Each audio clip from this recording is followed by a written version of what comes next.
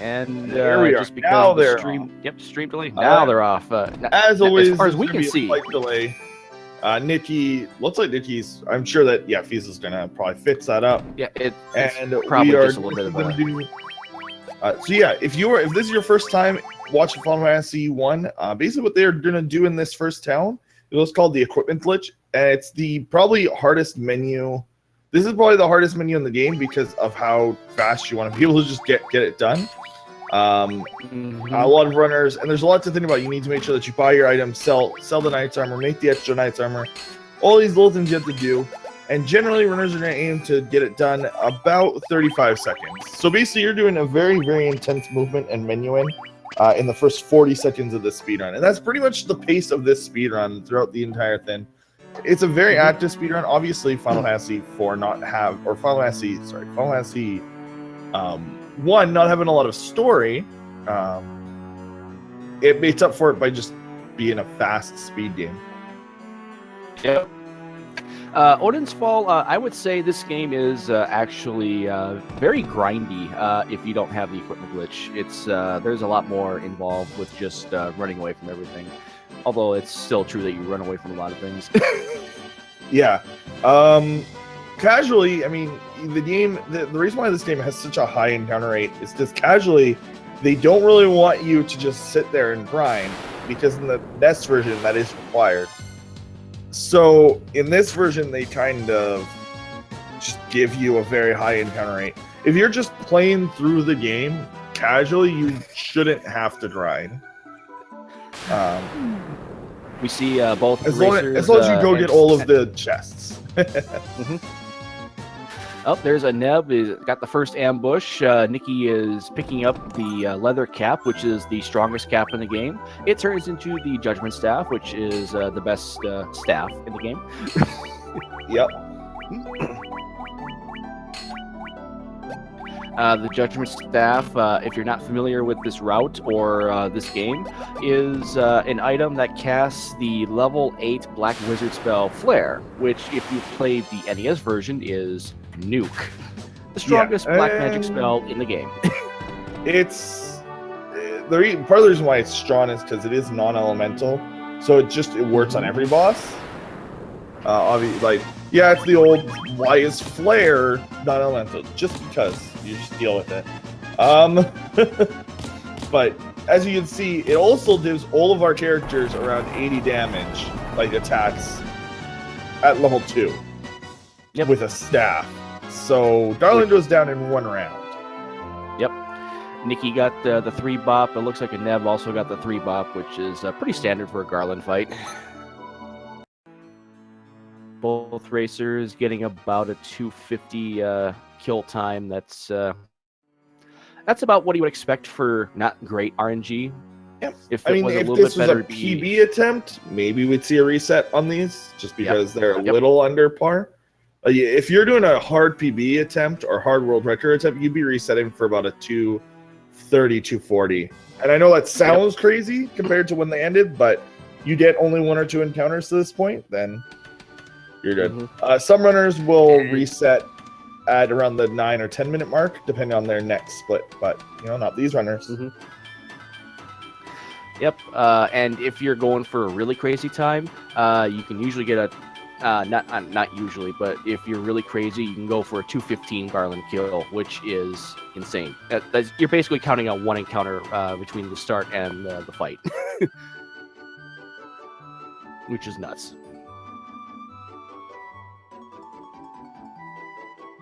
We got our first obligatory. Actually, this is the second obligatory cutscene. They're getting the bridge built. The king ordered the bridge to be built so the light warriors can fulfill the prophecy.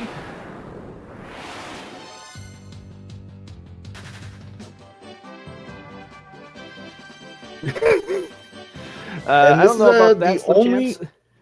This is actually also the only version of this game where you can skip this open-end text scroll. All the other versions have to watch the open-end cutscene. Not this one, though. Is that also true of the Game Boy Advance version, though? Yep. Or I believe you have to watch the GBA bridge cutscene. Really? Yep. Even though it has no other cutscenes. It's because this game has an FMV skip, pretty much. Yep. And it's based more off the PlayStation. It's a weird hybrid of the PlayStation 1 and the GBA version. Mm-hmm. Odin's Fall, the Mage's Staff casts Fira. You can pick that up from a leather shield drop from the pirates, or you can buy a leather shield in Provoca to glitch it that way. Or you can pick up the Mage Staff in the Sunken Shrine. Black robes are not equipped. Most people don't pick up the black robes. I'm probably the only racer that does consistently, just because I like RNG mitigation, but I'm weird like that. Oh, the robes in the town? The black robes that you can pick up in Cornelia not long after the Mystic Key. Yeah, I don't. But they're probably talking about the black garbs, which depending on your route and your strategy, you may or may not equip. And then at this point, you just take the garbs because you're already in Last Stager, so you're already doing a menu. And so both racers get. Looks like both racers got a first turn Judgment Staff cast. Yep. And they're actually pretty much neck and neck. I mean, honestly, at this point, with their, although actually they're completely synced up. So no, I was about to say that maybe they're delays, but again, keep in mind. Looks like they're both going to grab a different item. Both grabbing the leather shield for the Fura, I believe. They're going for the Mage's Staff. Okay. New routes, great. Yep. And like I said, if you get the leather shield drop from the pirates, you can bypass buying that entirely. Yeah, I mean, as you can tell, the movement speed in this game is extremely fast. Very normal for these remakes. For some reason, they just kind of gave all of the remakes really, really fast run speed. I mean, even Final Fantasy VI GBA has a run speed option, even though there's an item that gives you running in that game. I'm pretty sure there's still a run speed option, which is very strange. Both runners getting Big Eye encounters. Ajneb is probably choosing the wiser course of action to use Judgment Staff because you got 4 targets. Nickynoel is probably doing the best course on his end because Big Eyes only have 10 hit points. You can just bop them. They have crazy ability, so it's difficult. You can just bop both. Like, the only thing that makes them scary is like their high agility paired with the Saiyans. Yep, they have high agility, and the only thing they do is try to stun lock you. That's the only thing they ever do. Oh, so Ben, saving the 2 tiles on the world map by going into the town and exiting, but not actually getting the needles yet. That's sort of a waste of time since you're already in town. So for a little bit here, it's going to look like Nicky is a little bit behind the curve. But that's just because doing something slightly out of order. Ben will still be getting those golden needles, so it's not an actual loss of time. Yeah, it's not a loss of time. Ben's just going to pick him up on the return trip from the March Cave. Ooh, Nicky almost getting stun locked here. Uh-oh. Okay. Odin, the RS spell save time because the animations are awful. Pretty much. Later in the game, you're going to see that Nicky is going to resort to using Thundara instead because... So it actually takes 8.5 seconds to cast Flare. Compared to like pretty much any RS spell being about 2 seconds long. And if you're on emulator, it can, if your settings aren't right, it can be longer than that. But each cast of Flare is about 8.5 seconds. Both runners having just atrocious luck encounter-wise. Wow. The rare Scorpion encounter right outside of Elfland with the... Scorpions have a pretty high crit rate. And they will completely bop a party member just off the face of the planet at this point. And they are a 1 in 64, so you're not exactly supposed to be fighting them here. This game likes to have random enemies show up at like a really rare rate. And sometimes in the early part of the game, they're just enemies for the later part of the game. Later on in the game, they are unique enemies that are extremely powerful. Like Warmech is the prime example of that. Iron Giant's another good example. And Nicky having used another antidote already. Nicky is just soaking up a lot of time on the way here. And now Ajneb has a 9-wolf ambush to deal with inside the marsh cave. Luckily, this is just a bit time loss. It's not actually a danger.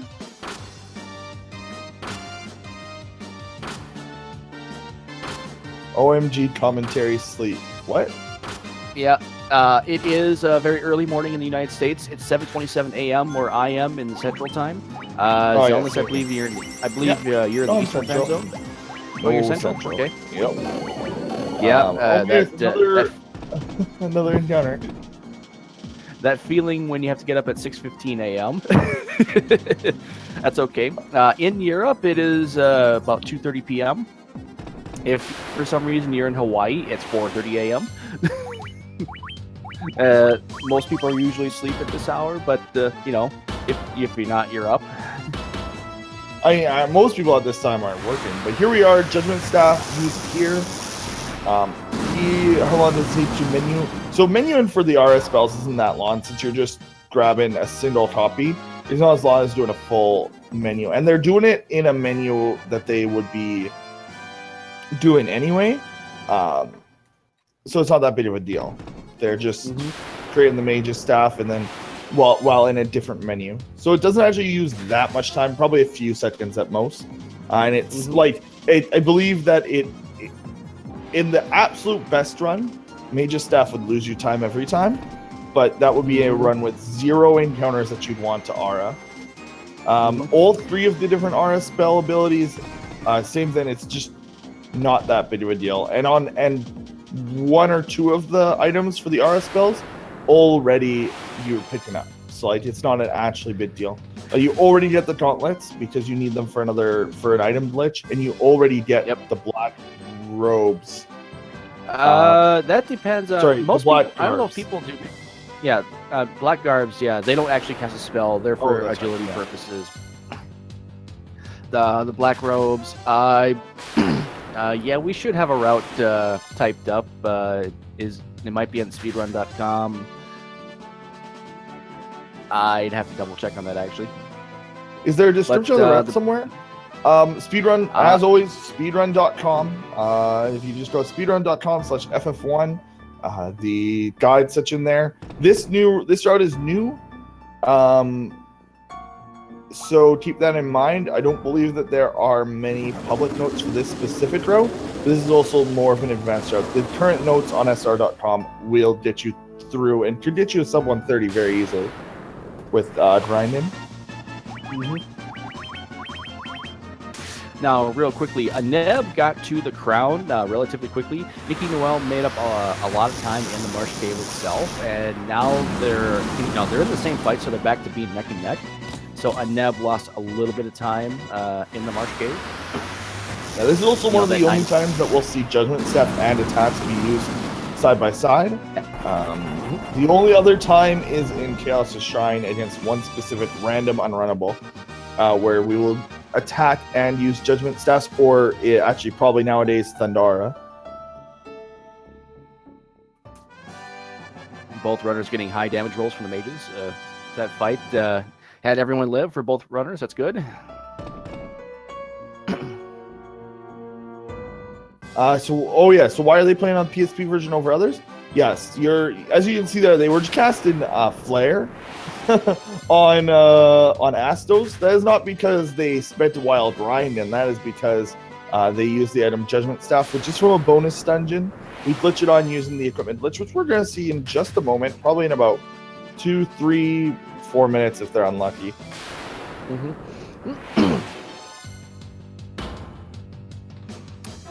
And both runners going through everyone's favorite trade sequence in the game. Everyone loves this trade sequence. Nothing ever goes wrong during this trade sequence at all. This is and it was actually it requires 2 treks for people that don't get this trek. Even though there's no bosses or anything, there's 2 treks over the ocean, and you'll either get like 0 encounters or you'll just get bombarded with fishes that won't let you run away. At this part of the game, oh no, Ajneb has a problem. We might have Jeez. We might have. Oh, he's trying to run. He might have been better off using Judgment Staff. We'll see if this works out. Yeah, and there he is. He's using the Judgment Staff. Oh no! Okay, so this is very bad. This is just. So for people who don't know what's happening, basically in Final Fantasy 1, you get Paralyzed, and Paralyzed is no cures, as far as I can remember. And in that case, as you can see there, it just kind of locks him into place. Ugh. Yep, and the effects of Paralyzed, it has a 25% chance or something like that to wear off every turn. And most of the time it doesn't. It's just RNG just... I believe it can also be reapplied. And it can be reapplied, yeah. And it always locks you for one turn. So... Yep. Ooh. It's pretty rough. And so the chance for that to even happen is pretty rare. The way that Hidden works in this game is when the enemy's trying to find a single target, it basically looks at your party and it rolls a number, and it's got 50% chance to hit the warrior in your first slot, 25% to hit the second slot, and then third and fourth slot have a 12.5% chance to hit. So it has to basically roll in the range for each of those. And then it could keep them stunned for a very long time, too. Yeah, if you see a stun lock, it is actually very likely that you're just going to get bopped over the head over time, and it'll take you 10 minutes to die, but chances are you're going to die. And we see the runners high-fiving each other as they pass up. Yeah, so one of the big things about that is with paralyzing, there's nothing that you can do about it, and they're not really going to kill you anytime soon, so you just have to wait it out and hope that you run away. Mm-hmm. Now, later on, a little over an hour from now, we're gonna, or maybe just in about an hour, runners are gonna pick up an item, and hopefully the paralyzed fear will be gone. Because the late game is pretty safe thanks to Ribbon, which we can pick up in the Waterfall Cave. Nicky's HP growth is really sweet. Oh wow, yeah. Black Mage almost has 100 hit points already. It's yeah. Nicky's stats are looking like they're going to be pretty good. Ajneb has even better HP rolls. His Black Mage already has over 100 hit points. So both runners at the moment have good HP going into the trade sequence. Hopefully this carries over towards the second half of the game.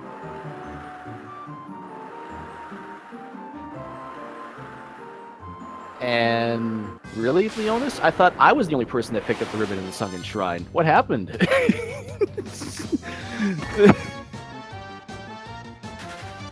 What happened there?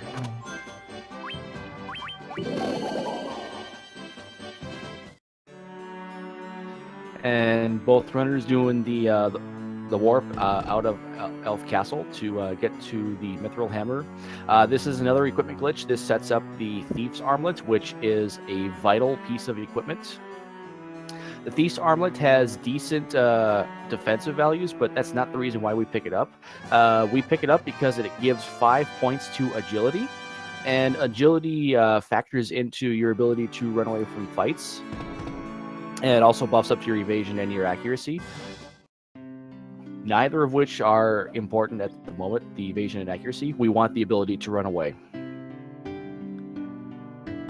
That's the main reason why the Thief's Armlet is picked up.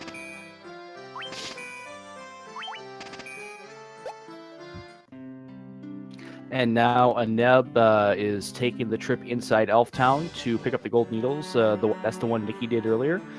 So now that both routes are, both runners are synced up again, we see Nickynoel has about a 30-second lead at the moment.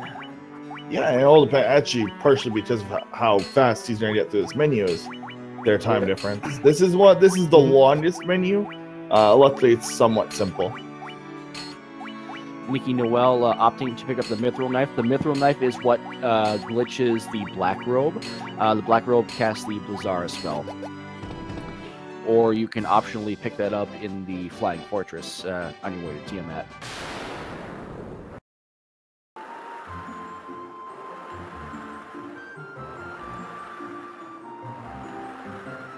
They're going to continue on.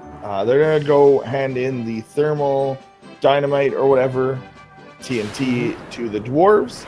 They're going to blow a hole in the sea floor or something. I guess they basically blow up a continent, which would have devastating effects in real life. But here it just lets us pass through. Yep. And Leonis, that is exactly why I pick up the ribbon in the Sunken Shrine, why I have been all this time, because up until you get it in the waterfall, you can still get insta-death, you can still get poisoned, and you can still get stun-locked. And you don't want any of those things happening in the waterfall, which already has a high encounter rate to begin with.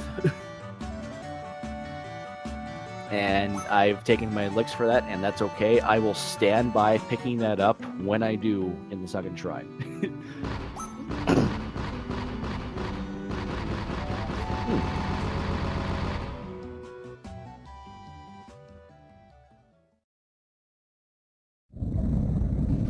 Here's the next skippable cutscene. The canal being blown up by Narek. So now Nicky has access to everywhere on the world map. The lower continent is the only one that has ports. You can't really land the ship anywhere on the northern continent, or the northern continents, I should say. We will need a different method of transportation to get up there. The one exception is the Citadel Trials. There's a river landing spot near the castle. We can park your ship there and get inside the Citadel that way, but we will not be taking that method.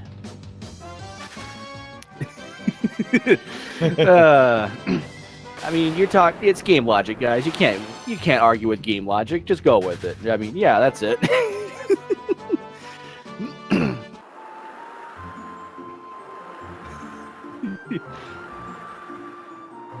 Also, for some reason, when I looked over at Ben's screen and like the screen shook, I was like, "This isn't Final Fantasy 3. Why is the screen shaking?" Forgetting like which game I'm playing or watching. There's a pretty good glitch in Final Fantasy 3 that involves a pretty shaky screen. But here we are. We are actually creating the best sword in the game, bar none. And Nicky is only putting it on 2 people because it's all she needs. And also, you'll notice that Nicky is making sure to stay on the marsh tiles. They have the lowest encounter rate in the overworld, I believe. Yep.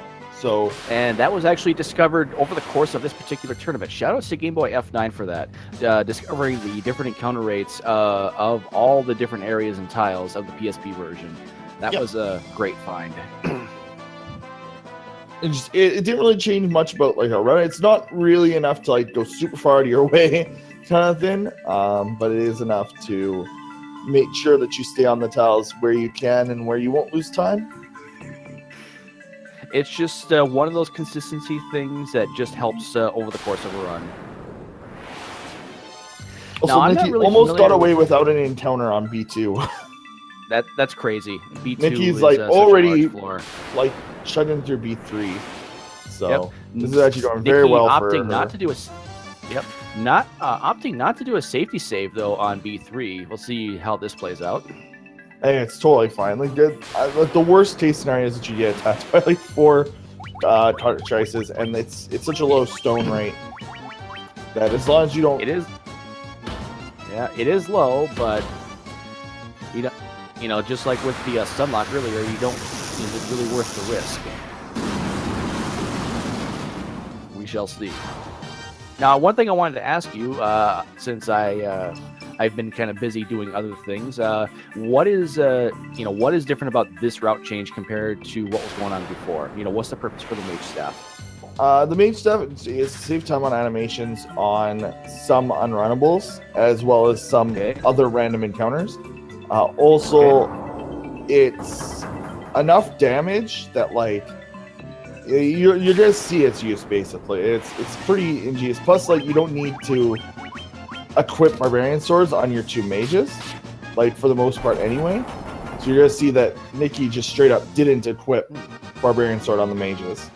They are still equipped with judgment staffs at this time. But the mage staff is primarily, once you get access to the black garbs, your magic stat gets boosted as well as your agility. And with that, plus the lust dagger, the white mage in particular can basically go before everyone else and always get off a full clear. And your magic stat is so high that it's basically the same thing as casting a regular spell. So that's basically where the difference comes from. A couple of years ago, I was toying with the mage's staff, but the damage was low, so I never really thought about incorporating that into the route. But I'm glad to see that we found a consistent use for it. And you're definitely right about the mages not needing the barbarian sword. Do they put those on later because the damage output will be needed? No, because by the time you need it, you get the lust dagger, and the lust dagger is almost as good. It is good enough until chaos. Actually, it is at chaos where you actually need the barbarian sword again, or else you're losing damage. I still think I still think I want to do some runs where I don't equip the lust dagger to the black mage, because the black mage outspeeds with the lust dagger, and the survival vest outspeeds chaos in your entire party. So he gets haste off first. So I want to see if it's actually faster to just haste your party. So basically you'd always get first turn haste on your ninja, second, like, every time. And that seems more of a tournament thing. Is like you'd always get that 2K swing. Leonis, not quite. Lust Dagger is about as strong as the Masamune. It has 5 points less attack power, but because of the 20, the agility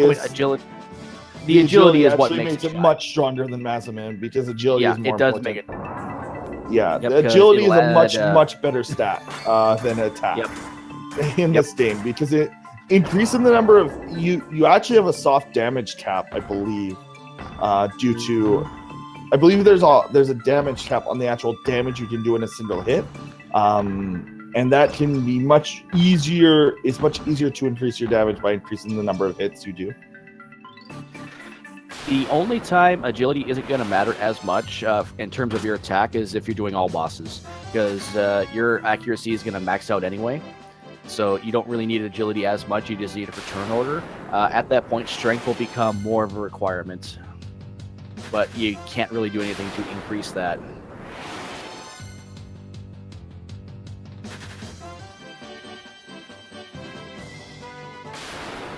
And Nicky did make up a lot of time and is ahead, as pointed out. Ajneb... I didn't see where Ajneb lost time in the Earth Cave.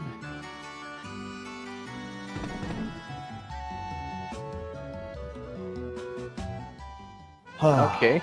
Yeah, that makes sense, Leonis. That makes sense. I should have thought of that. Yeah, that can happen, Dorth. That the game is very fickle like that. It is not at all uncommon to walk 6 steps and get 6 encounters. It is not at all uncommon to walk 45 steps and get 2 encounters.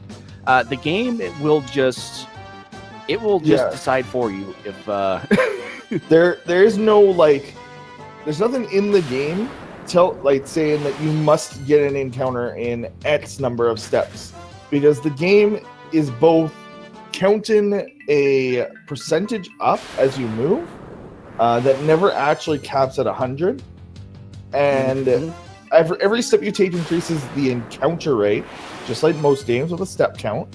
Basically, every time you step, it's increasing the step count, and you're basically guaranteed to get an encounter. The problem is that this game also is looking at a frame-based thing, so that frame could, in theory, always roll as 0. Now, what we have figured out is that it is still impossible for this game for you to have 0 encounters. There is actually no quotations encounter glitch or encounter cheat that you can run with the game share code, and even with that, you still get encounters because the game is still programmed basically to give encounters in certain areas. Some areas are just straight up not affected by it, and one primary one is Waterfall Cave, which is the worst encounter rate in the game. It just spawns the most encounters. It's also the largest room, and your encounter rate does reset upon save and reset in, and entering and leave, and that kind of thing. Mm-hmm. Looks like ajneb is going to make up a lot of time on the trek back to the Earth Cave, and wow. And yes, Game Boy F9 is correct. There is both a live patch and an actual hack that you could apply to an ISO to a game, and you can get 0 random encounters all the way through. Oh, is there a hack that straight up gives you 0 now? Okay. Yeah, that was just released within the last couple of weeks. That is also on the speedrun.com website. If there was a task you could get 0 encounters, unfortunately, there are no task tools that are there are very, very base task tools for FF1. In theory, there are enough task tools that you can make a task, but it would be way more work than it's worth at the moment. Because there's no RAM, and it there's would not no RAM be at all. option. Yep, and it just wouldn't be optimized. So you could do it, but it'd just be like a real-time task where you can just get no encounters. So it'd be... You'd just save state every single tile. Yep, pretty much. And here's the first use of Fura, is basically getting rid of wraiths, which are a very, very hard to run from encounter at this point because of your agility, and you just clear it out in 2 seconds instead of failing to run away a bunch of times. And that's the primary use of the staff. There will be a lot of undead throughout the rest of the run, so something like the Mage's Staff, which they are weak to fire, will be very handy against. Specifically in Ice Cavern. Ice Cavern may not have many actual ice enemies in it, but it sure has a lot of things weak to fire. Yep. Let's see here. The Winter Wolves, all of the undead you're going to see in there. Let's see here. Are the Frost Giants weak to it, or are they just... I don't recall. The Frost Giants are weak to fire, I believe. Same with the Frost Wolves. But, I mean, they pretty much fall to anything, so...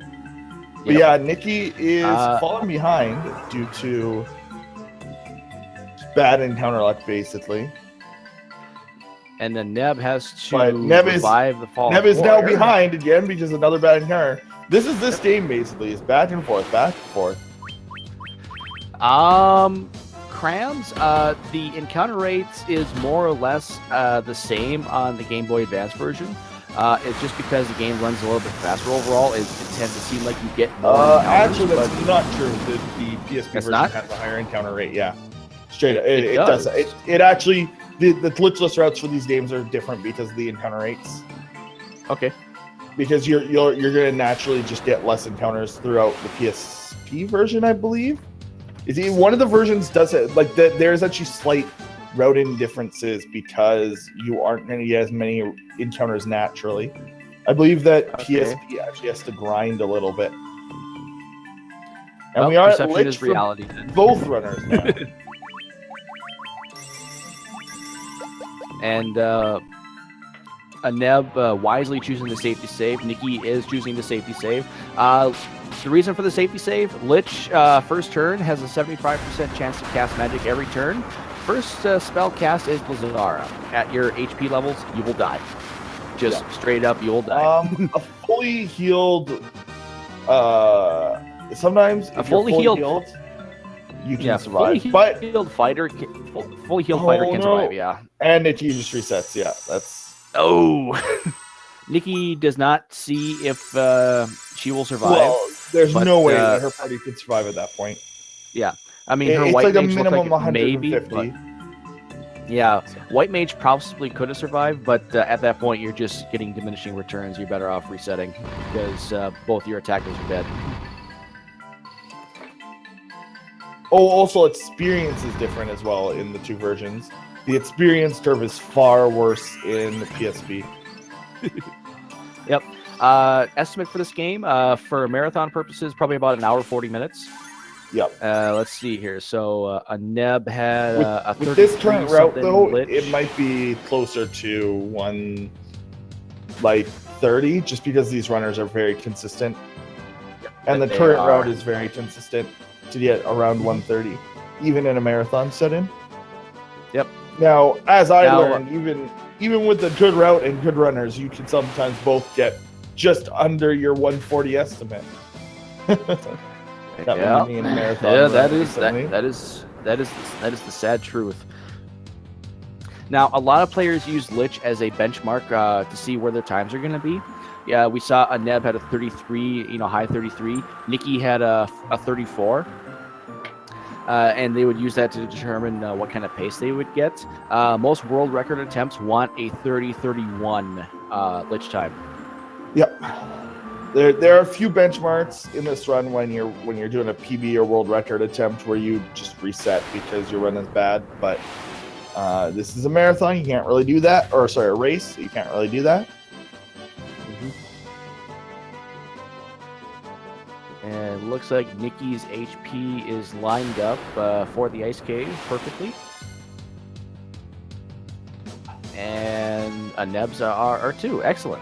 So both runners are set up for the ice cave for what they intend to do.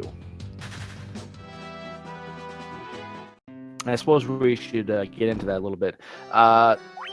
Both runners are going to be killing off their fighter and thief intentionally for grinding purposes. And the purpose of that is just so the mages get to level 18 faster. Because experience is divided among your surviving party members. Thanks, Leonis. And the purpose of getting to level 18 is not even strictly survivability. There is a level 5 spell that both mages need, which they will be picking up after their grinding. What we do here is get to level 18, and I believe they fight one more battle, which will set up their experience so they will hit level 19 before their next obligatory trip to Melmond. And we will see these spells later on the way there. We see ajneb is doing Blackguard glitching and doing the Lust Dagger strats. Yeah, it's actually a really long menu now. This used to be almost a semi-optional menu. You could, some people would just skip this town other than the canoe and ethers entirely, and basically risk Ice Cavern. But it's not worth it at all in a race setting, and it's barely worth it when you're doing a PB. And now that you can get Lust Dagger and all these other items that just make it straight up faster, and that's what people do now. And the Lust Dagger was thought about. It was sometime late in February, early in March. I think we were in the was it the quarterfinals? I think. I believe. And it's like, and they were like, "Yeah, what's the Lust Dagger do?" It gives plus 20 to agility. Okay, where do we get this? Where can we get this? Oh, it drops from Chronodia, by the way. Normally, it drops from Chronodia. I believe it was Seiya who was grabbing it and used pretty unoptimal strats with it, and it was just, look, that kind of worked. Unfortunately, that run, I believe, died to chaos, but it showed the potential to the item. So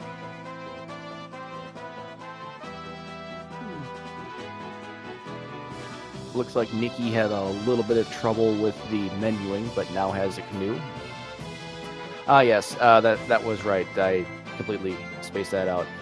Seiya was the one who was doing that. I apologize for that.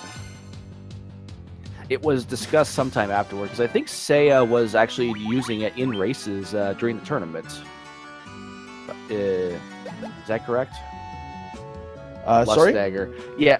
Was Seiya the one who was using it in the races during the tournament? Yep. That's who I was. I was casting a race with Seiya doing it. Okay, and that's when the strategy came to be. Yeah, Lust Dagger. There's no Full Metal Alchemist reference there at all. None.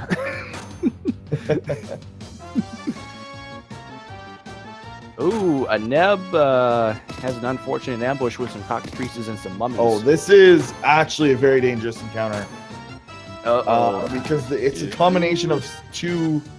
There, okay, good. Luckily, that is the power of the Lust Dagger right there. Is the fact that you can right. Honestly, if he really wanted to push it, he would not revive his warrior, but then he would have been punished in this encounter.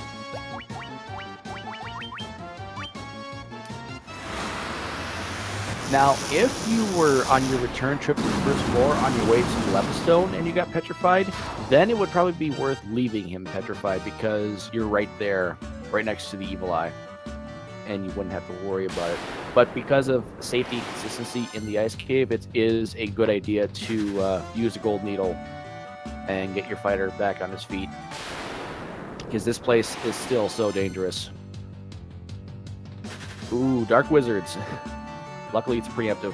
Yeah, Dark Wizards are almost always a preemptive, but when they're not, they are usually an ambush, and they have Faraga, and that is bad. Mm-hmm. And they're actually supposed to be mostly an ambush, but because of the game screwing something up, they are mostly preemptive. That's actually the same thing with the shadows. The shadows that you see, that you can see in the Marsh Cave, that you do see in the near the Earth Cave, they're supposed to have the highest ambush rate in the game, but something got screwed up, so now they're almost always preemptive strikes, which is silly but very convenient. Ooh, the Ice Gig is 1 in 64 unrunnable on a Neb side.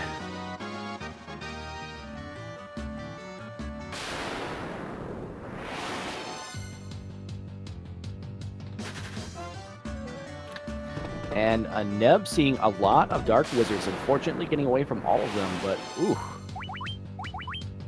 This, the stress is real here.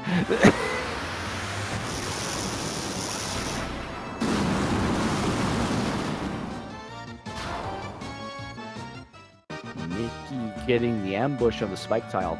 Ugh. Both runners are getting some very, very bad encounter luck.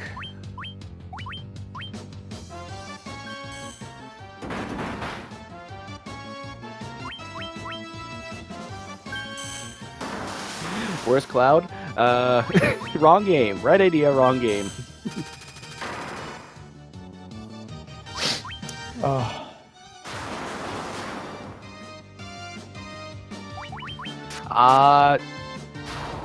Chris, I would actually not feel bad about that.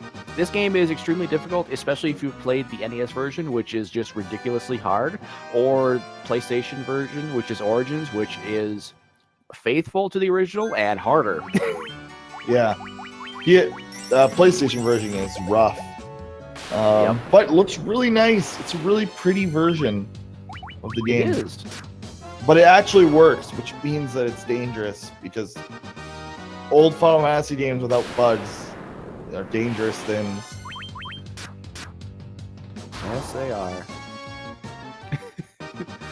Who's ahead? Right now, a Neb is ahead. I'm not sure what levels a Neb is at, but he's probably only got a minute or so left from grinding.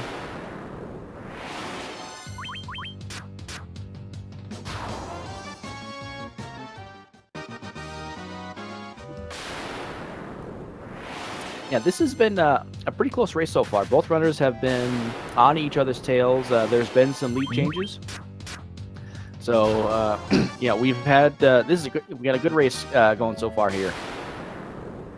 Also, hello, Cruel. How you doing today? Yeah, it's still neck and neck. This far apart, or this close together, I should say, is not that big of a deal. Yep. Yeah, this race is not over by any stretch. A lot can still happen to either runner.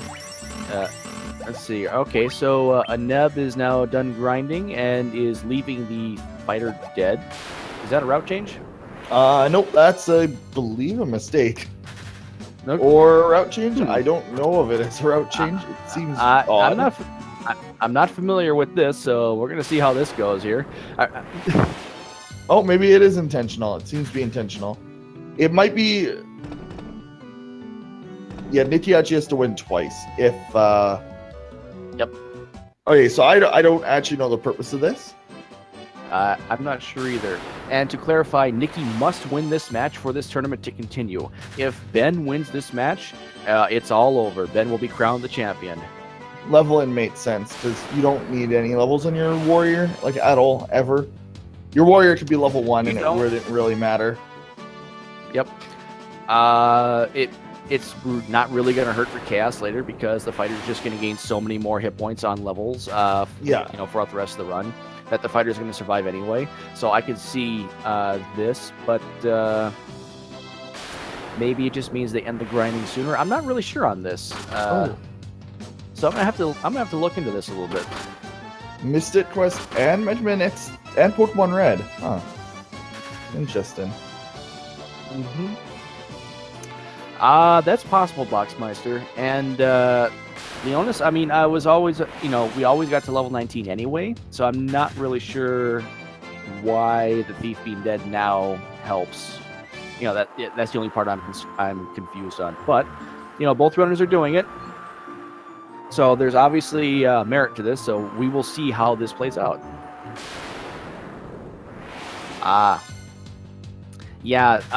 That's actually a good idea. The ninja, the class up version of the thief, can learn up to level 4 black magic, including haste. But you need to be level 15, I believe, to learn the level 4 magic. Oh wait, no, I'm sorry. It's 8. It's 15. It won't start gaining MP until level 15.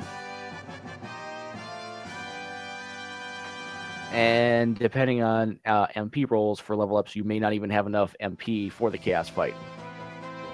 And yeah, they're literally tied at the airship.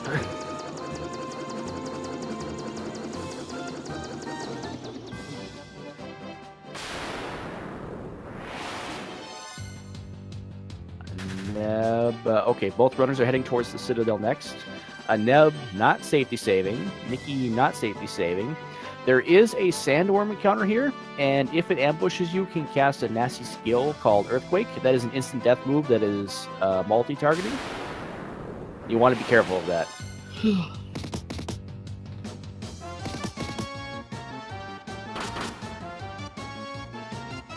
Yeah, this is honestly a very close race. This is lovely. Although those Sphinxes are annoying. I hate them because, you don't expect them to be a problem, but they actually are. They're hard to run from. They are extremely hard to run from. Even with the Lustator. Yep. And yet there are basilisks. They are pretty rare around here. They can petrify you. Let's see here. Were-Tigers can poison. Ochus can poison. Sphinx can poison. There's just a lot of status elements in this area. And Nikki getting another Sphinx encounter. That's just, ugh.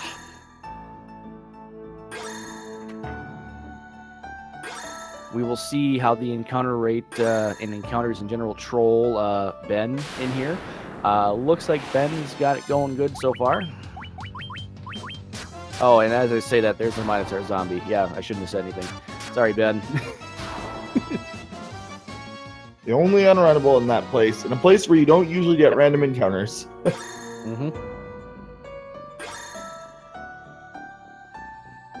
Oh, and Nikki also getting the Minotaur zombies. Minotaur zombies, if you're familiar with the NES version, are famous because they are Peninsula power grinders.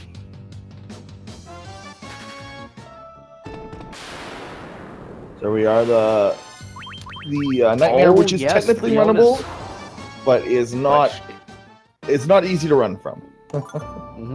And Leonis is correct. I forgot about that. The dragon zombies are a 1 in 64 encounter. You also cannot run from them. In here. It was weird that you didn't fight them otherwise in this place. They are a forced encounter, obviously, but I forgot that they were. I forgot that they were random as well. I believe they're only a random encounter on the final floor. The floor where you would encounter them naturally, so. Yep, that is correct.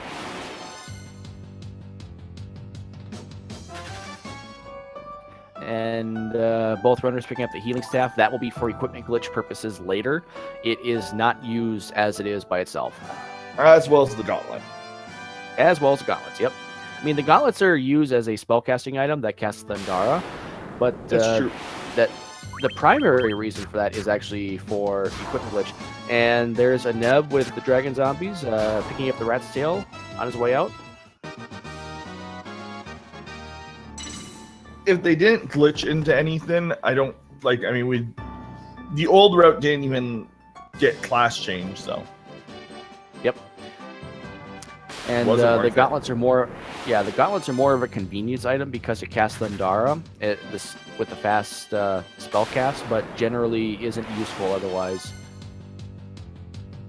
I mean, it is now because of the route, and Nicky is grinding on the dragon zombies. Yes, the gauntlets are glitched into the golden staff. They will be an intelligence booster for your mages later.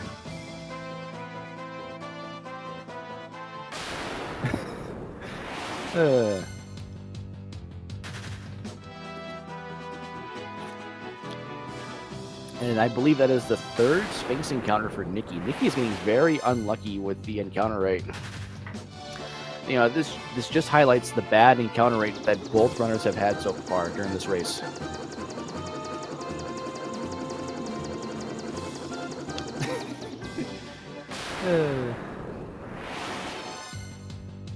Scrivo with the Kappas.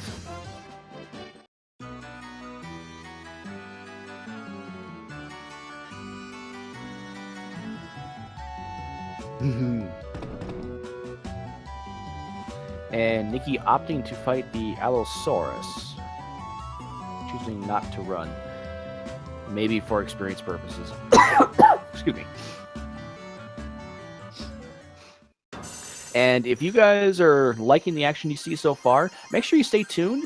For the next 13 hours, it will be Link to the Past randomizer matches today. Going on until 1:30 a.m. Central Time today. And with the exception of a half-an-hour break tonight at 10:30, it is all Link to the Past. So stay tuned for that. We got a lot of, Speed Gaming has a lot of excitement and fun to bring you today.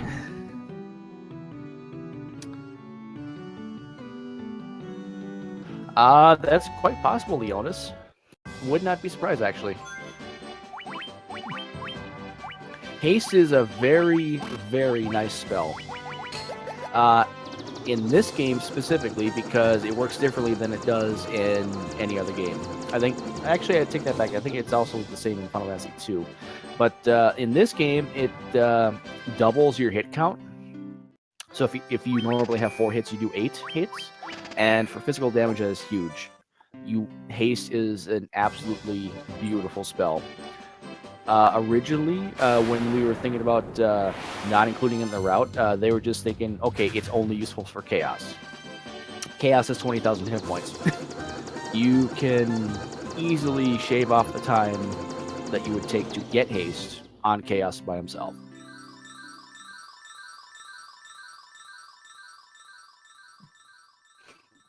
Crazy old route talk. But that just shows how far this route has come along. You know, Haste was originally, why even bother picking that up? So like, oh, everyone picks up Haste now. Yeah. It's such a significant time save in the final fight. Mm-hmm. And it helps in Lich as well, or in Tiamat. Yep.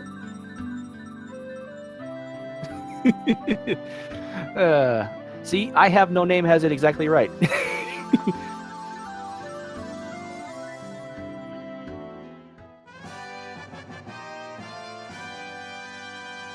I may have actually had my time wrong. Now, I should clarify that. If Ben wins the match today, wins the first match, there will not be a second match. So we will have a 2-hour reprieve before Speed Gaming picks back up. But if Nicky wins the match, we have to do the rematch. directly after the second match and going on until 1:30 a.m. Central Time today. It will be all Link to the Past. So there's actually something very important to mention for this dungeon that Ben is currently in. The tiles where you're taking damage do not proc encounters. This dungeon actually has a pretty high encounter rate. I believe one of the highest in the game.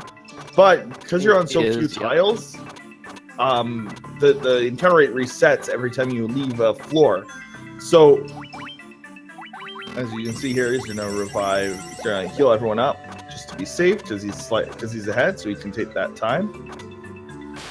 And with this dungeon is very rare to get encounters due to the mechanics of it. And of course, both runners get an encounter about the same time.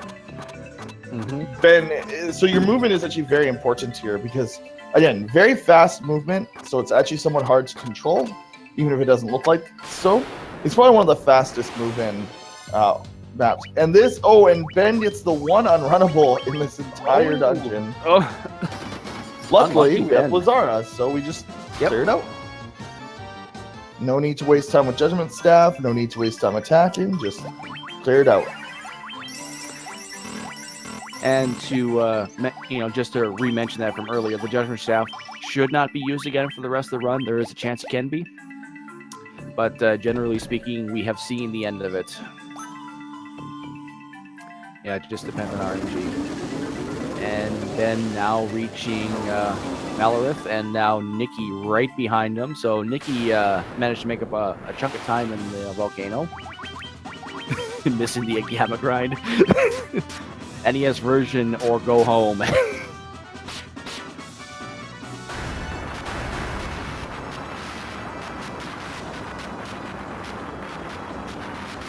And the bosses all have altered hit points on this version compared to the rest. Malorith has 1440 HP compared to 600 in NES, 1200 in Origins. The HP just seems like they're just random values in this version. I don't understand. Solo black belt to Gamma grind. You guys are crazy.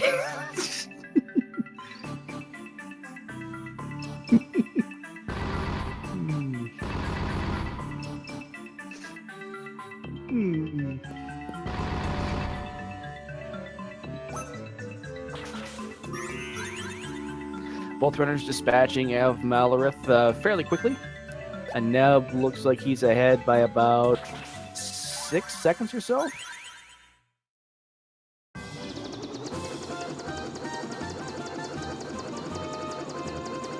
And both runners did... oh, wait, no. Ajneb did not do Elf Town yet. That's right. No, neither one of them has because they were doing grinding. They're picking up haste for their mages. And hopefully for their ninja. Ben's ninja is not high enough level, so he cannot learn haste yet. Magic in this game is determined based on your level. In the original NES version, all you had to do was learn the spell, because it uses a spell charge system, and then once you reach the appropriate level and you get your spell charges, you can cast those spells. In this version, they changed it because it's an MP pool, like how the rest of the series uses it. Yep.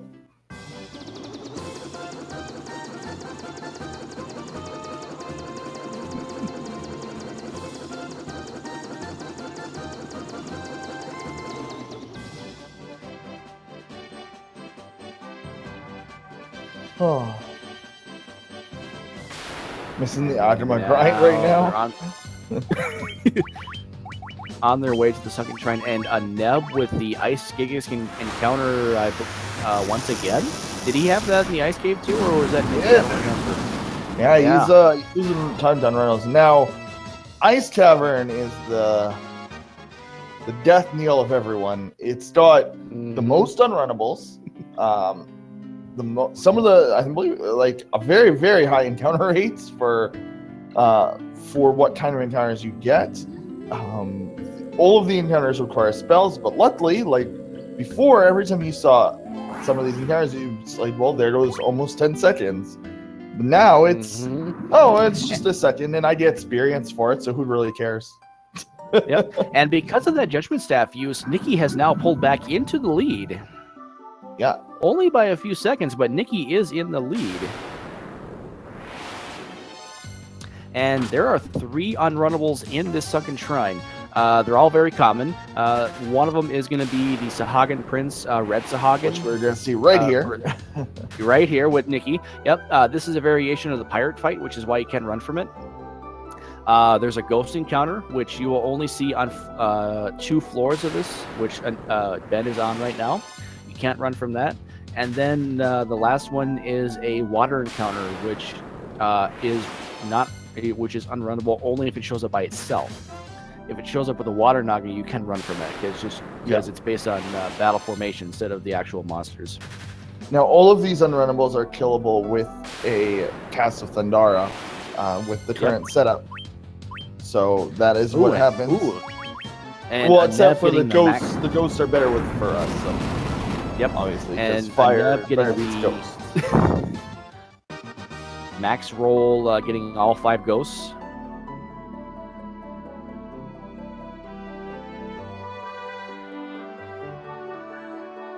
And now we're gonna see. Actually,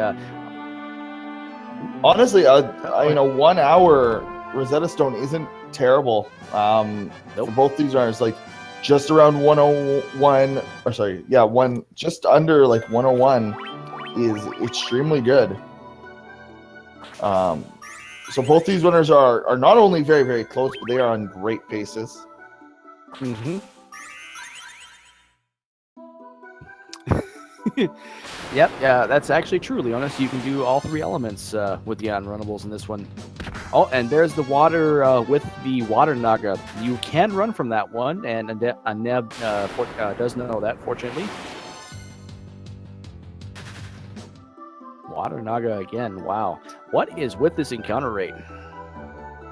It's just this game. Yep. This is a pretty place.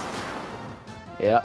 Nicky getting a second encounter with the Prince and Chieftain. Ajneb has now seen 2 of the 3 unrunnables.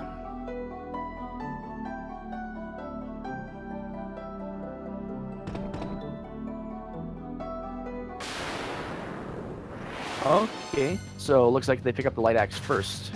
Oh wait, is Nicky gonna go to the waterfall and get the ribbon? Yep. That's usually where people go. Yeah. So I'm still the crazy one who picks it up here in the Sunken Shrine? Yes, it's very, very not worth it. Maybe if we fought something that knew Scourge before this, maybe. Oh no, it looks like we are seeing Ben grab it. Yep. You do see, you actually can see something that not Scourge, but I was thinking of Toxic Gas, but our friend the Green Dragon, but Survival Vest takes care of that because it resists Poison Elemental. Poison Gas also just will kill you with damage rather than anything else, so...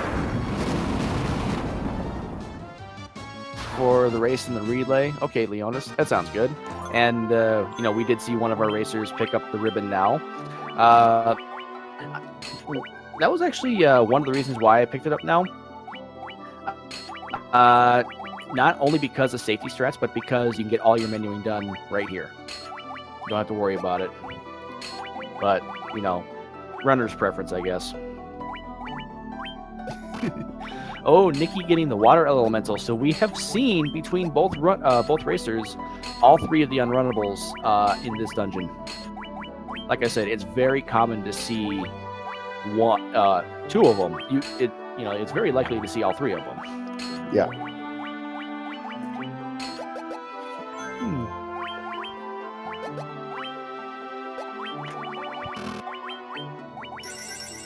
And yes, this is a beautiful dungeon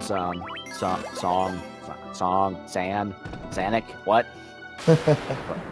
Kappa. But as mentioned, because of the extra menuing, Ajneb lost a little bit of time, so Nicky is just going to crush Kraken. And yeah, Kraken. That's probably one of the downsides to this game.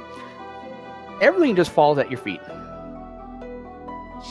Yeah, the PSP version speedrun is just busted. Like it's Yep. It's the only version of this game that's just completely busted, other than Famicom. But this is just busted in a beautiful way. Mm-hmm. It's just such a weird bug to have. Yep.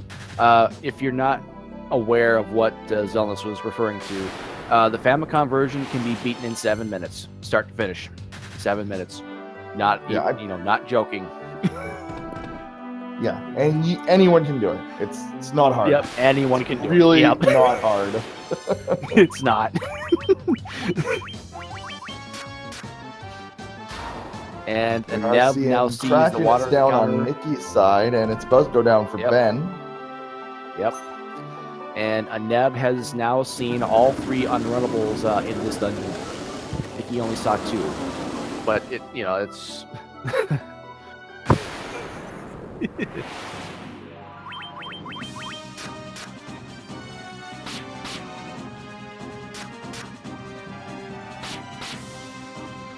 Odin's Fall, very realistic answer there. Person who kills Chaos first. This is accurate description considering the speedrun. It is. Yep. Now, Nicky's going to have a little bit of menuing to do here in the waterfall, so Neb will make up some time because of that. So we will see where they are once Nicky gets to the ribbon right here in the cave.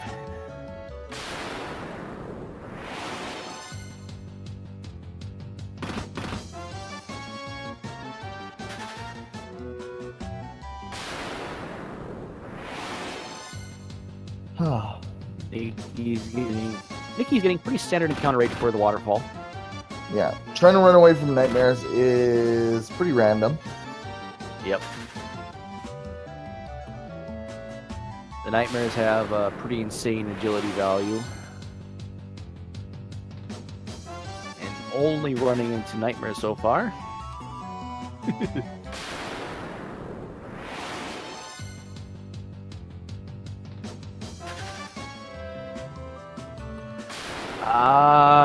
I'm not sure what you mean by faulty level up logic there, Poker.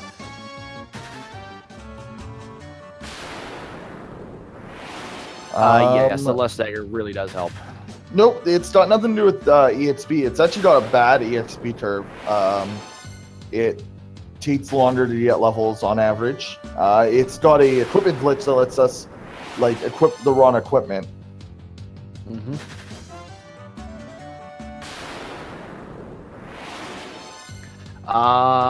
No, I don't think level ups are completely random. You can see that very easily with the HP totals on both sides. And Scrivo, that is correct. If Nicky wins, we have the sudden death playoff where we have to do this one more time. If Ben wins, the tournament ends. The tournament's over. Yep.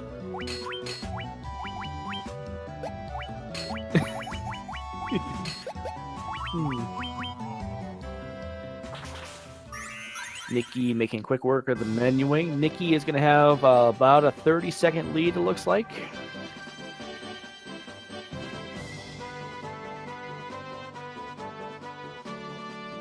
Buzzword. Bible thumps. Buzzword.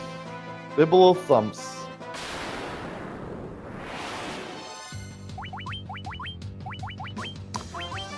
Ooh, Nicky's getting the Ogre Mage Hellhound unrunnable encounter on the overworld. That's the only unrunnable in this area of the map.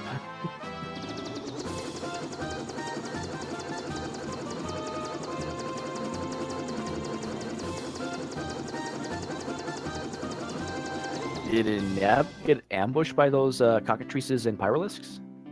I didn't catch that. That looked like it took a while. Ooh, Dr. Oon is in a great spot for Nicky. NPCs are being kind today. The robot was in a relatively good position for both runners. So because of that ambush, Neb lost a little bit more time in the waterfall.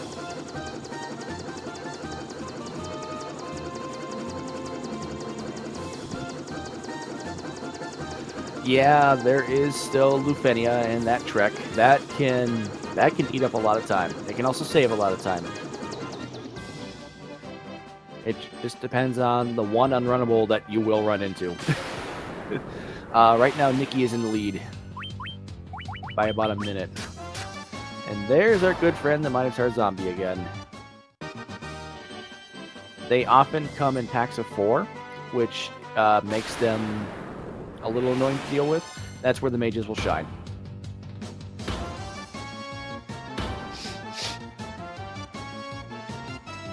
And the last part of this game is pretty fast. This last 10 to 20 minutes is going to go by very quickly if they get decent encounter luck. And Dr. Un was in a great position for Ben as well. Both runners getting good NPC luck. Music is back. Oh, that's actually a byproduct of the equipment glitch. The equipment glitch can sometimes kill the music and just make it do random things. It's especially bad in the overworld, and for some reason, can happen frequently in the Sunken Shrine. I actually don't know if that has anything to do with the equipment glitch. I'm pretty sure it's just a PSP thing. Because I've just gone in the equipment glitch while trying to run away. Really? Right, so I don't think it's tied into anything. I think it's just a PSP glitch. That's possible. And yep, we have about 30 minutes left of this run. A little under that. Neb made up a lot of time on Nicky on the way to Lufenia. Yep, they are right close together. And they use teleport here to save a little bit of time. Also avoids like dealing with the NPCs on the way out, which saves time as well. Mm-hmm. Cast in for all the Minotaur zombies. Just get them out of the way.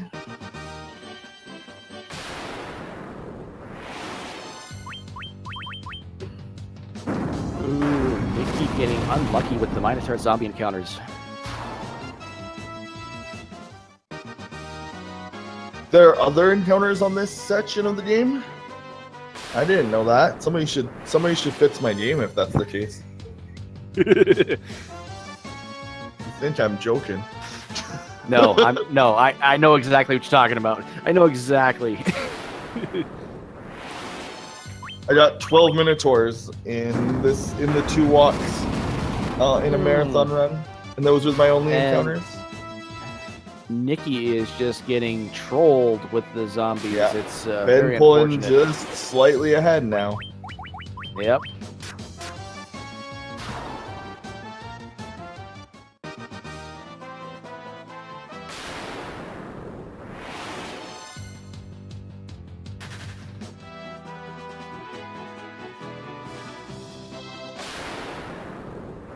And both runners going through that little river section.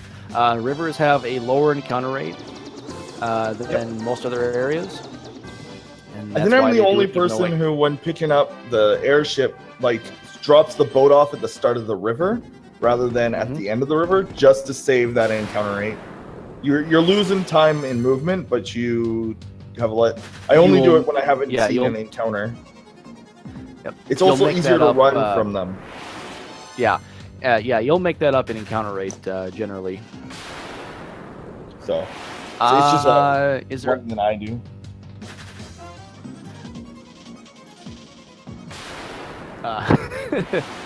Let me see here. Let's see if we can answer these questions here. Is there a point when you stop using the staffs from the bug?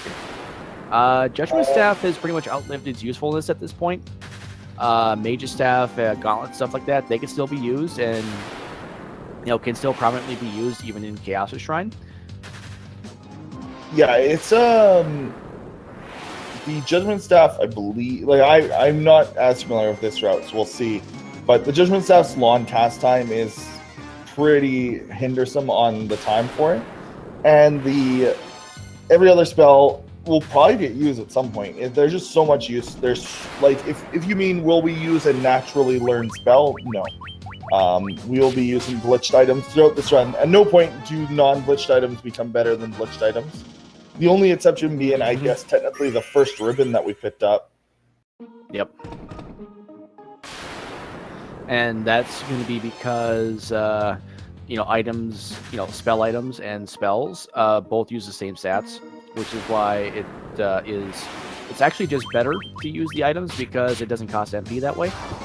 Yeah, also poor sight is correct. So this area is kind of weird compared to the NES version encounter rate wise. Mirage Tower, I believe in both versions, is extremely high encounter rate. Flying Fortress is fairly high.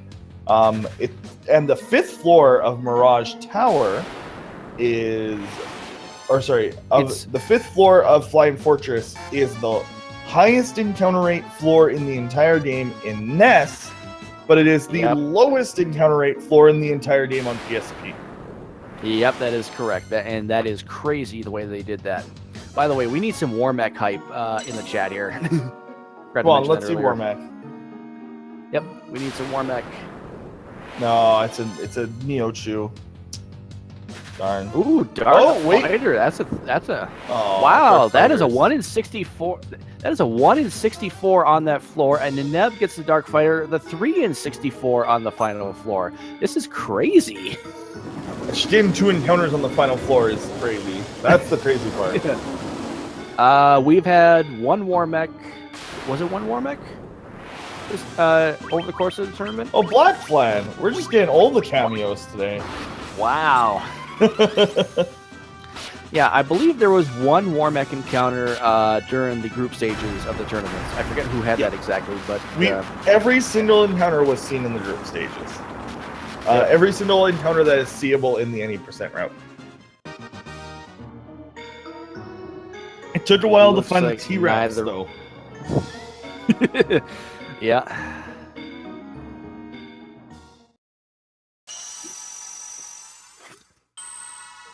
But like seriously, if you're interested in racing this game, you should. If this game looks fun to play to you, it's a fun race game. The bigger the races, the better. Fun. Yeah, it's really fun to just be in a voice chat and just like talk about all the stupid stuff that's happening in your run. And for as much as we have been cursing the RNG, this is still a fun game to play. It's also a very high skill cap, which sounds weird for such a higher RNG game, but there is actually quite a lot of skill. There's a reason that these two runners got here, and it is not just because they got lucky. Although maybe that's true for Ben because he beat me in group stages, and it was our real life RNG combined with in-game RNG. I got quite literally my worst run ever against Ben, and I was playing with a broken controller, so whatever. Oh no. Oh no. I mean, from what it sounds like, Ben is generally just good at anything he plays, anything he picks up. He really does put his time into his games. Good recipe for Black Flan. 1 in 64 on the first 2 floors, or the first floor of the Chaos Shrine. Pretty rare on Flying Fortress. Insanely high defenses. Don't want to fight them. Stir well. This is actually also one of the few games with a Black Flan. The only other one I can actually think of off the top of my head is Final Fantasy X. Yep. If you remember Black Flan in 10, you don't like Black Flan. How do you beat Black Flan? You run from it. It's not Jumbo Flan, but it's still same thing.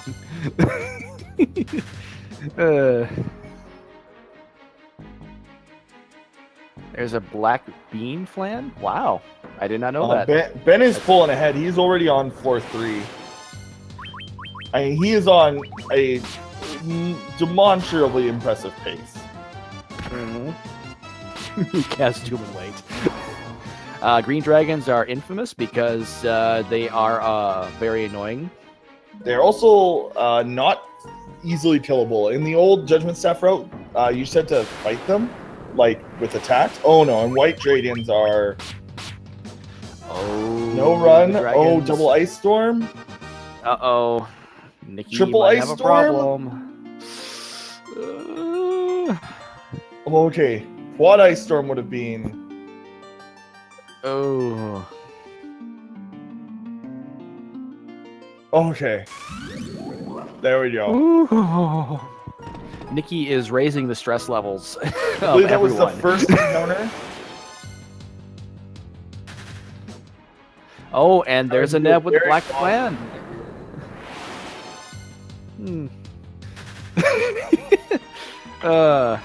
Can we get some not like this in chat, please? Or this is fine. I believe that emote is here too. Yep.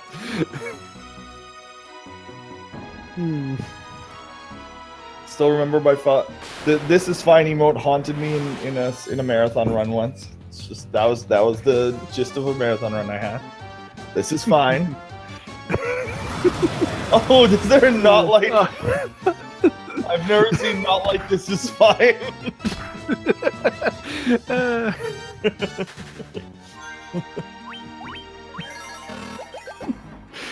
Whoever made that emote.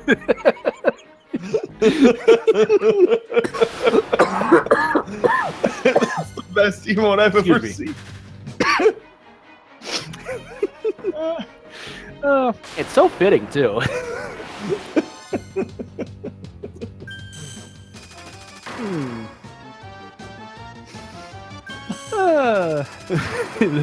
No, this is not fine.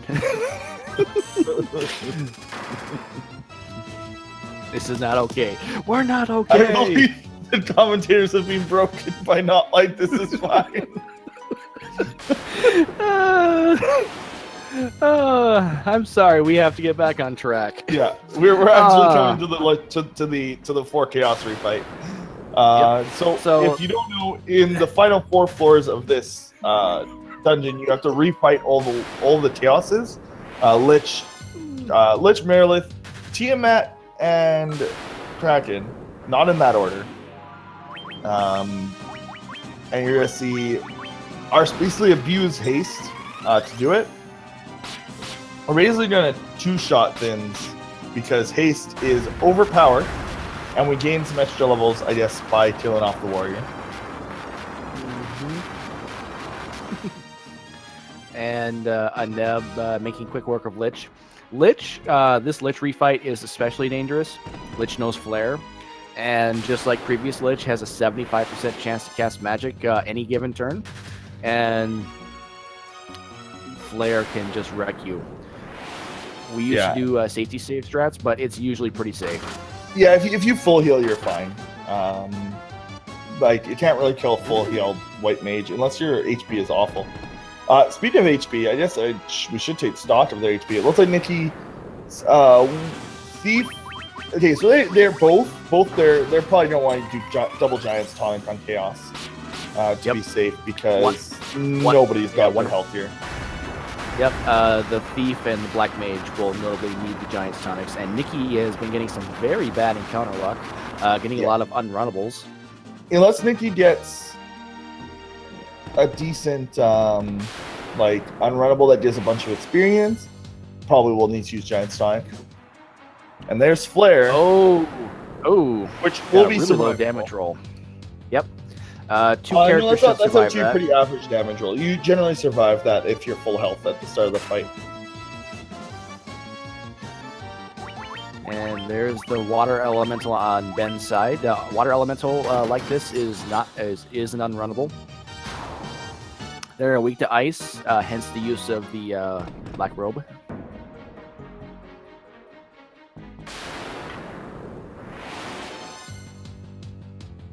And Nicky is going to lose a little bit of time because of having to revive and heal. Just going to give Ben that much more of an edge going into the final stretch. We will wreck you. Nice, Boxmeister.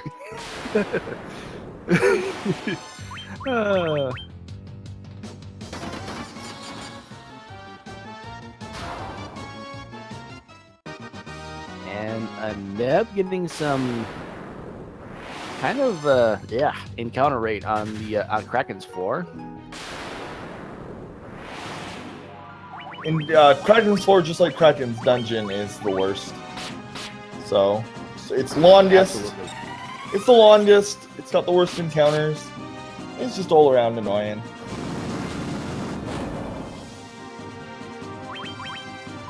I mean, even they are still just one boss apart. This is good. Like, this is a close race. And even though Ajneb looks like he has a considerable lead, Chaos can erase that immediately. So nothing is done yet. Nothing is sudden done. death round and all bestiary run. No. Oh, an ambush for Ben. Luckily, vampires can't do anything at all at this point in the game. They were a threat one time. Yep. All they can do is eat up time right now.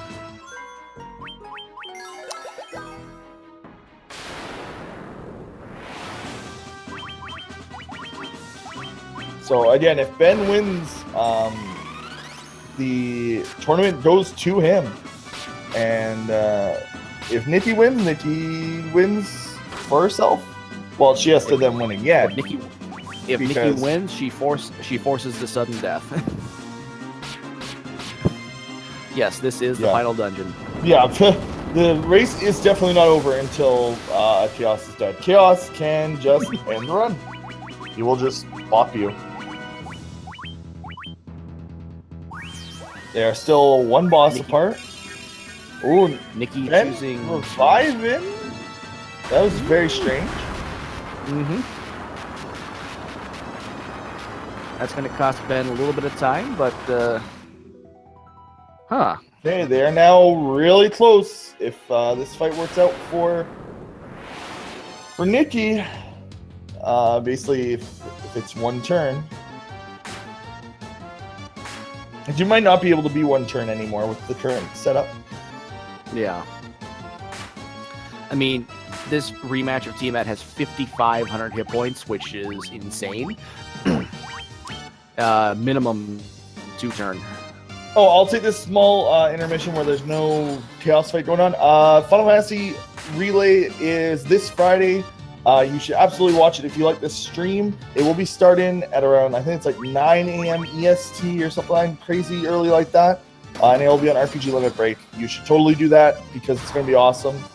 Pretty much everybody in the community is involved in one way or another. Like, if I can't think of a major Final Fantasy community member who is not involved in some way, shape, or form in that event. So please show up to the relay. It is Final Fantasies 1 through 10, 12, the 13 series, Type 0, and 15, all in a row over one weekend. Wasn't Mystic Quest also added to the schedule this year? No, Mystic Quest was last year. Oh, last year. I'm sorry. Yeah. This year, the extra game is Type 0, as well as the entirety of the 13 franchise. Okay. So we saw Ajneb with a considerable lead. Nikki is starting the chaos fight first. Yep. Better menuing. Pretty much. Yep. And not only that, but better luck. 11 is an MMO RPG. He's memeing. We should commentate on the fight. That's a meme. 11 doesn't exist. Giant sonnets are being used here to basically raise the HP above what Chaos will hit with his second skill magic. His first skill magic should probably, most likely, hopefully not kill anyone. Also, he physically attacks, which is the best opener, because it means that his party's going to be full healed. This is basically the safest opening possible.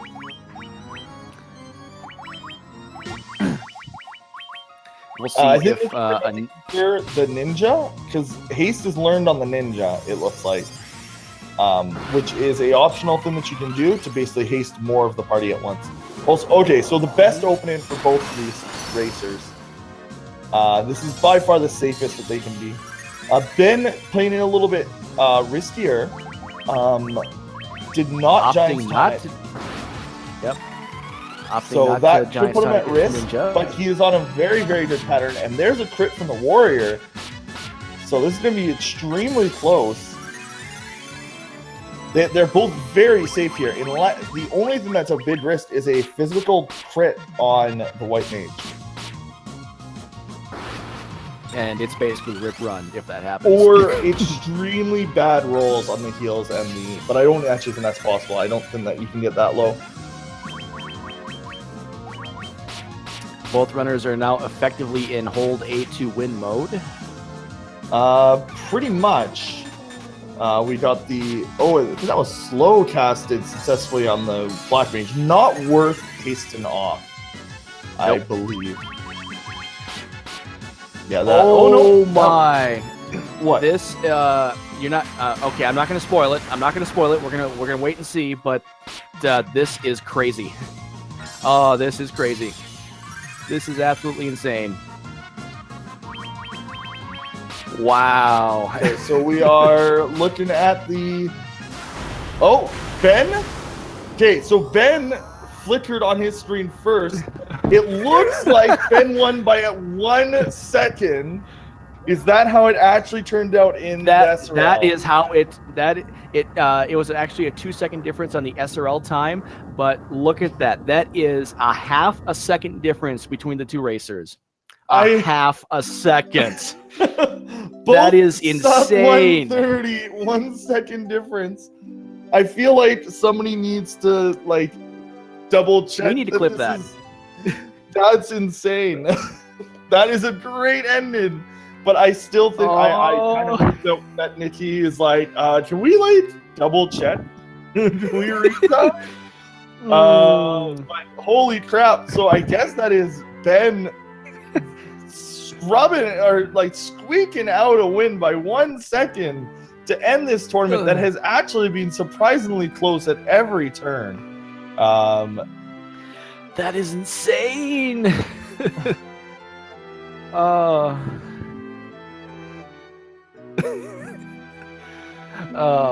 And that is the finals. For the finals to finish with how close that is, I will say they will probably retime this race, and this may not be the last one. I'm gonna go ahead and say with 90% certainty the Final Fantasy 1 on Speed Gaming will be done for about a year. But if you see us back on this channel, then you'll know why. But that was extremely close. That would probably be next week, by the way, if it gets retimed or anything like that. That will be next week because the relay is coming up in a few days. Again, thank you everyone for watching. Make sure that you follow the runners.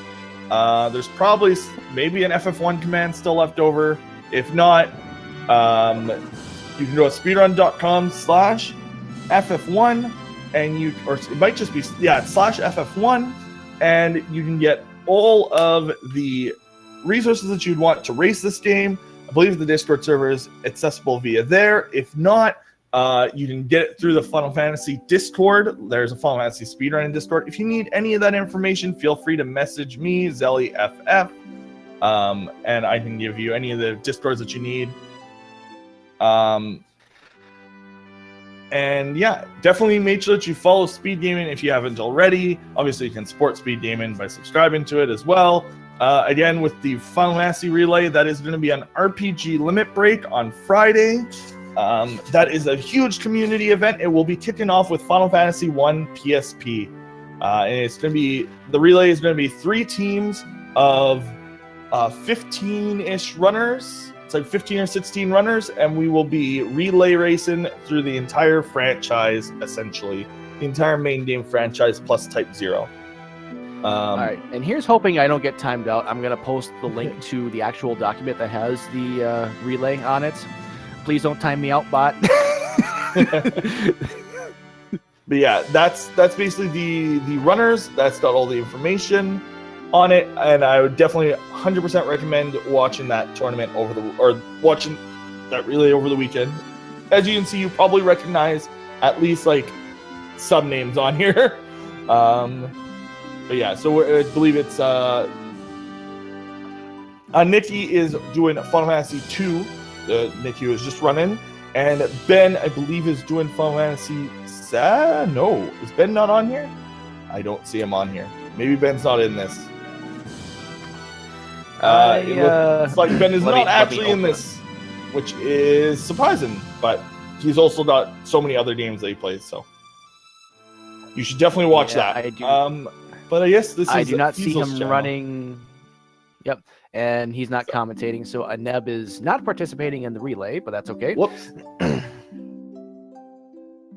But But yeah, so thank you very much, everyone, and thank you very much, Feasel, for letting us use this channel over the last few months.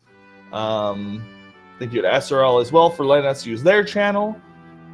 And well, I guess I'm thinking myself with that one, but you know.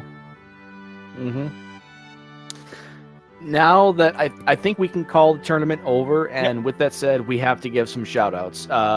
As Zelnis just said, Feasel, thank you so much for hosting this on Speed Gaming. This was awesome this year. To Double Drop, to Chrono Kirby, to Cruel, to Rory, even though he didn't participate. Thank you guys for organizing and making this tournament this year. Yeah, and thank you for all the viewers as well, and all of the runners especially. And thank you to everyone who participated in this tournament. We had twice the turnout this year than we did last year for last year's Total Chaos tournament. And I'm sure that this will be right. Again, this is one of those very easy to race games. I'd recommend learning it. It's very fun. Again, it's very short. You can see here. I can't think of anything else that I want to say. Also, I agree. Feasel for kin. If speedrunning needed a kin, it should be Feasel. But yeah, 2-second difference to end this is the perfect way to end this, because it kind of shows how little difference or how much this game is actually not RNG. It's a very, very close game. And we're gonna take a screenshot of this. Ajneb174's official SRL race time was 1:29:57. Nickynoel's official race time on SRL was 1:29:59. So close. So close. Yeah, thank you very much. I think that is it. I think we can end this up. Again, enjoy. There's link to the past all day. In about 2 hours, you guys have time to go get breakfast or lunch, and then watch LTTP Randomizer. It's really fun, honestly. So. We're gonna have a 2-hour leeway for that, but Speed Gaming will reconvene in let's see here, it's almost 9 a.m. So in just about 2 hours, Speed Gaming will reconvene with the next match of the Link to the Past Randomizer tournament. Be sure to stay tuned for that, or tune in later for that, I should say. All right, we can mark this as done. Let's see here, so 1:29:57, 1:29:59, and so officially Ajneb will be crowned the champion of the second annual Total Chaos tournament. Last year's tournament winner, Cruel, is in chat. Yeah, GG everyone. And good game to both runners. That was an epic race. That was insane. Yeah, thank you so much, Ben and Nikki, for the really good race. That was a really good way to kick it off. That new route is great, honestly. So yeah, if he's looking to end at any time, IMO.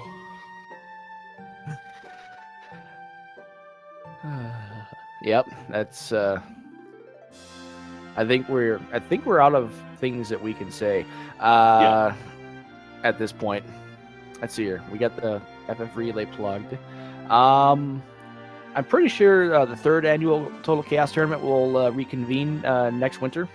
Yeah, I'm sure somebody will put it together in some way, shape, or form. But we're still a ways off from that. Yeah, as you can see, even with absolutely terrible RNG, sub 130 used to be the dream, and now it's whatever. It's every run. I need once the relay is over, that's my first goal is to get a good run with the new route. And by good run, I mean I'm going for world record. I'm coming for you. I don't even remember who has world record. I think it's double, maybe. I thought it was Sigma. There is 5 people with 125s right now. I think I'm gonna double check that real quick. The time that wasn't possible before this race. No, this game is great. Are we done yet? We're never done. We're never done. All right, so just to check the leaderboards real quick. In first place, Nickynoel with 1 hour, 25 minutes, 12 seconds. Oh yeah. Second place. Okay. See ya, everyone. We can say goodbye now. I thought I said goodbye. Okay. Yeah. Peace out, everyone. That's why I said peace out to end at any time. Have a nice day, everyone, and come back for LTTP and everything else.